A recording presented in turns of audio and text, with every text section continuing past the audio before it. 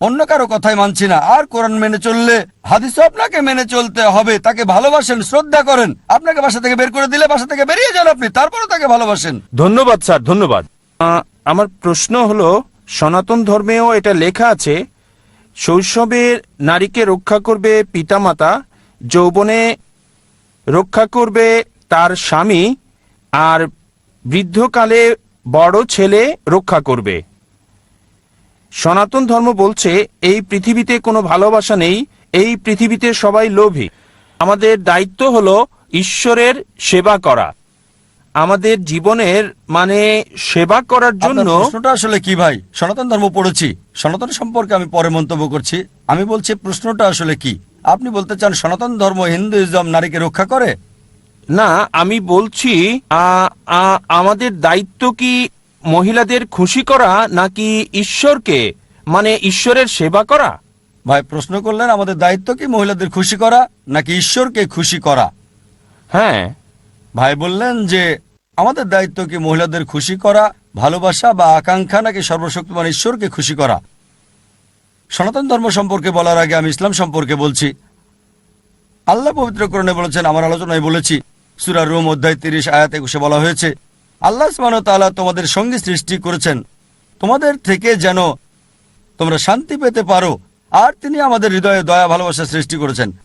তার মানে আল্লাহ আমাদের সঙ্গী সৃষ্টি করেছেন, আমাদের স্ত্রীদের, আমাদের সাথীদের, তাদের নিকট থেকে যেন শান্তি পেতে পারি, তোমরা শান্তি পাবে, সুখ পাবে। আর সর্বশক্তিমান ঈশ্বর তোমাদের হৃদয়ে ভালোবাসা সৃষ্টি করেছেন। আমাদের প্রিয় নবী মুহাম্মদ সাল্লাল্লাহু আলাইহি সাল্লাম বলেছেন যে স্ত্রীর সাথে সহবাস করাটা হচ্ছে নেকির কাজ। সাহাবীগণ বললেন, সহবাস করা সওয়াবের কাজ কিভাবে? উত্তর হচ্ছে, কারণ তুমি তো বৈধ পথেই আছো। যদি অবৈধভাবে তা করতে, স্ত্রী ছাড়া অন্য কারোর সাথে, এটা নিষিদ্ধ। সুতরাং বৈধ পথে থাকলে এটা ভালো, এটা উত্তম, আপনি ভালো কাজ করছেন। তাই স্ত্রীর সাথে সহবাস করলে তার জন্য সর্বশক্তিমান ঈশ্বর প্রতিদান দেবেন। আপনি ঠিকই বলেছেন যে ভালোবাসা মানে স্বার্থের জন্য। আমিও সনাতন ধর্ম পড়েছি, আর তাতে ঈশ্বরের একত্ববাদের কথা দেখেছি আছে। আপনি জানেন হিন্দু ধর্মে অনেকগুলো দল রয়েছে, হয়তো জানেন এগুলো বিভিন্ন ধরনের মতবাদ। সবচেয়ে পবিত্র গ্রন্থ হচ্ছে শ্রুতি আর স্মৃতি। হিন্দু ধর্মগ্রন্থ মতে শ্রুতি হচ্ছে ঈশ্বরের বাণী, এগুলো বেদের অন্তর্ভুক্ত। এগুলো এক ঈশ্বরে বিশ্বাস করে, ঈশ্বরের কোনো প্রতিমূর্তি নেই। আমি উদ্ধৃতি দিতে পারি, আমার ভিডিও ক্যাসেট দেখতে পারেন, ইসলাম এবং হিন্দু ধর্মের সাদৃশ্য। এখন আমাদের কি মহিলাদের খুশি করা উচিত নাকি ঈশ্বরকে খুশি করা উচিত? প্রথমত, আমার লেকচারে বলেছি, প্রত্যেক মানব জাতির উদ্দেশ্য হোক পুরুষ বা নারী, সর্বশক্তিমান ঈশ্বরকে খুশি করা। যখন ঈশ্বরকে সন্তুষ্ট করছেন, মহিলা খুশি হতে পারে, আবার নাও হতে পারে। যদি ভালো ধার্মিক মহিলা হয়, সে খুশি হবে যদি আপনি ঈশ্বরকে সন্তুষ্ট করেন। যেমন ধরেন, ঈশ্বর বলছে শুধু স্ত্রীর সাথে সহবাস করবে। ধার্মিক মহিলা যে মহসিনা, সে খুশি হবে, কিন্তু অসৎ মহিলা সে খুশি হবে না। বলবে, কেন ঈশ্বরকে মানছো, আমাকে মানো। সে হয়তো খতোয়াতে শয়তান হতে পারে, সে হয়তো অনিষ্টের কারণ হতে পারে। আপনি কৃষ্ণ সম্পর্কে বললেন যে কৃষ্ণ অর্জুনকে উপদেশ দিচ্ছে। যেহেতু কৃষ্ণের কথা বলছেন যে সে হিন্দুদের জন্য রোল মডেল, আর যখন মহাভারত পড়ি, আপনি জানেন সাদৃশ্য নিয়ে একটা লেকচার দিয়েছি। আপনি প্রশ্ন করেছেন তাই বলছি, মহাভারতে কি আছে যে কৃষ্ণ যখন নদী তীরে যেত, যখন মহিলার গোসল করতে আসতো, ভিডিওটা কিরকম হয়েছে আপনারা কিন্তু কমেন্টে জানিয়ে দেবেন। কাপড় নিয়ে সেখান থেকে পালিয়ে যেত। কি জন্য? ভালোবাসা নাকি অসৎ উদ্দেশ্য? কারণ সে ঈশ্বর, সে পারে।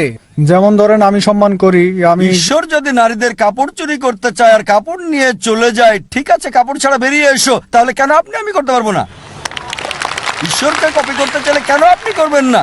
আর সেক্ষেত্রে হয়তো বলবেন এটা ঐশ্বরিক। ঈশ্বরকে আমরা কপি করব না, কারণ ঈশ্বর বিভিন্ন স্তরে রয়েছে। কিন্তু যদি কৃষ্ণকে ঈশ্বর বিবেচনা করেন, যদি ঈশ্বর নারীদের কাপড় নিয়ে যাওয়ার মতো কিছু করে থাকে আর বলে কাপড় ছাড়াই আসো, আশা করি ভিডিওটা আপনাদের কাছে ভালো লাগছে, একটি সাবস্ক্রাইব করে দিয়ে দেবেন। আর হিন্দি ছবিতে তাই দেখা যায় দেখবেন এগুলো সবই আছে। আমি বলতে চাচ্ছি আমাদের সঠিকটা গ্রহণ করা উচিত। সনাতন ধর্ম পড়েছি, অনেক বিষয় আছে যেগুলো ভালো লেকচার দিয়েছি ইসলাম ও হিন্দু ধর্মের সাদৃশ্য নিয়ে। এখন কৃষ্ণ সম্পর্কে বলছেন, ভালোবাসা আর লোভ নিয়ে বলছেন। কৃষ্ণের অনেক কিছুই আমি সমর্থন করি, কিন্তু সব কিছু না। অনেক কিছুই তিনি বলেছেন। তিনি বলেছেন ক্ষত্রিয় হতে চ্যানেলটা সাবস্ক্রাইব করে দিয়ে যাবেন। যদি আপনজনের বিরুদ্ধেও যায়। তিনি এটা বলেছেন ভগবদ গীতায় 2 অনুচ্ছেদ 31। একই কথা আছে কোরআনে সূরা নিসা অধ্যায় 4 আয়াত 135-এ, যে ন্যায়ের পক্ষে যুদ্ধ করো। যেহেতু আল্লাহ সুবহানাহু ওয়া তাআলা দেখছেন, যদি এটা তোমার বিরুদ্ধে যায়, আত্মীয়দের বিরুদ্ধে যায়, তোমার বাবা মার বিরুদ্ধে গেলেও আল্লাহ উভয়কে রক্ষা করেন। তাই তার কথা যদি কোরআনের সাথে মিলে, আমার ঈশ্বরের কথার সাথে মিলে, আমি মানব। কিন্তু সবকিছুই মানব না। আমি জানি কোরআন ঈশ্বরের বাণী, আর এ কারণেই আমি বলি এটা হলো ফুরকান। ফুরকান হলো সত্য মিথ্যার পার্থক্যকারী। যদি আপনি এটা পড়েন, এটা হলো সর্বশেষ এবং চূড়ান্ত বার্তা সর্বশক্তিমান ঈশ্বরের, যা মানব জাতিকে দেওয়া হয়েছে। এটা পড়েন। আমি চ্যালেঞ্জ করলাম একটা মাত্র ভুল বের করতে। অন্যান্য গ্রন্থ যেগুলো আছে,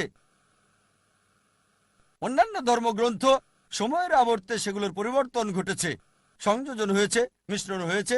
একথা কে বলেছে? আমি না, খ্রিস্টান বিশেষজ্ঞ